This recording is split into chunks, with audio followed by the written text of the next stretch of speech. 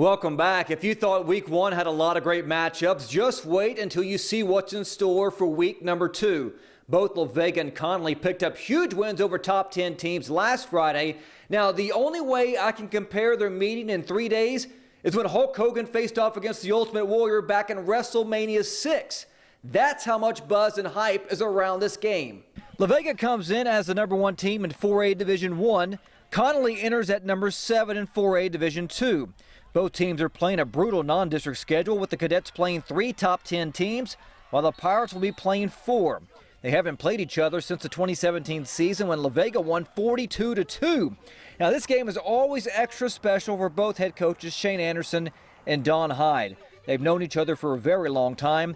Hyde actually coached Anderson all the way through his sophomore season of high school. Both teams are pretty evenly matched with big-time players on both sides of the football. Coach Anderson spoke about what jumps off the screen when he sees La Vega on film. Well, number one is their size and their physicality. You know, that's a brand of football. That's a standard that Coach Willie Williams has set and that Coach Hyde set over the last couple of years. And, you know, they've worked really hard for a long time to set that standard, and those kids believe in being physical and you know, and they're blessed with size. And, you know, they're the number 1 team in the state for a reason. With the way teams rely heavy on the pass, the value of cornerbacks have gone way up. And with teams shifting more toward nickel defenses as a base formation, having 3 solid cornerbacks is almost a necessity. Curtis Quillen has more as he breaks down Baylor's secondary. Athleticism. The Baylor secondary has a big tool in its arsenal in 2020. Safeties coach Matt Pallage says the speed pops off the screen when he watches film of Baylor's magical 2019 season. It is an athletic group. They can run, right? Maybe a little bit of youth, right?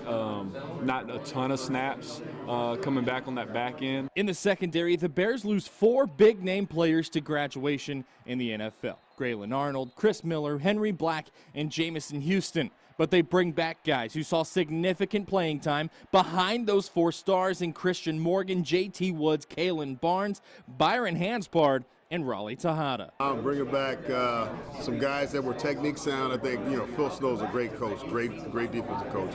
So I think they're coming back technique sound and young.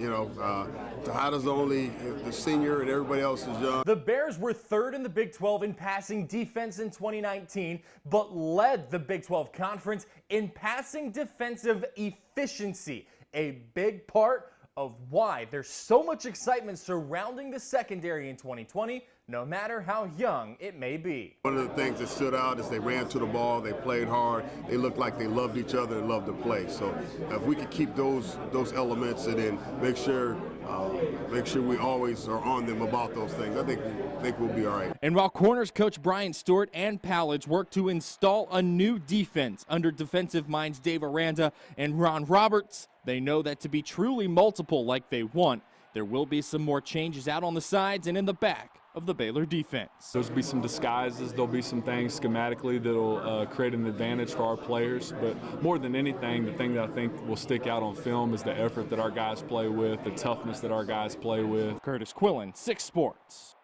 Well, Baylor and Louisiana Tech will kick off the 2020 season bright and early at 11 a.m. on September the 12th. The Bears were originally supposed to open the season against Ole Miss on September the 6th in Houston before the coronavirus pandemic changed everything. Last season, La Tech went 10-3 and knocked off Miami in the Independence Bowl. The annual Bob McQueen Joe Pirtle FCA golf tournament was supposed to be held in May, but due to the coronavirus pandemic, it had to be canceled. This evening, the FCA transformed the tournament into a closest to the pin shootout at Wildflower Country Club in Temple. From where the golfers were teeing off to the pin was about 127 yards. Now, several dozen players either drove or came off the golf course to have a little competition. Temple High School's Daniel Moon won closest to the pin as his shot was about 4 feet from the hole. FCA Area Director Seth Chambliss spoke about the importance of having a tournament like this. And it all supports our ministry. It helps us get kids and coaches to camp in the summer. It helps us grow our team. We're trying to grow our team so we can reach every coach and athlete in the area.